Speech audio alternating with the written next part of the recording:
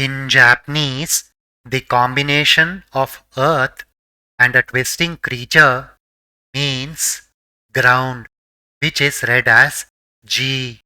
and the combination of rain and a cutting tool, which is also the sign of the dragon, means to shake or sway, which is read as Shin, and together it is pronounced as Jishin, meaning earthquake, which is a sudden shaking of the ground leading to damage and loss of life.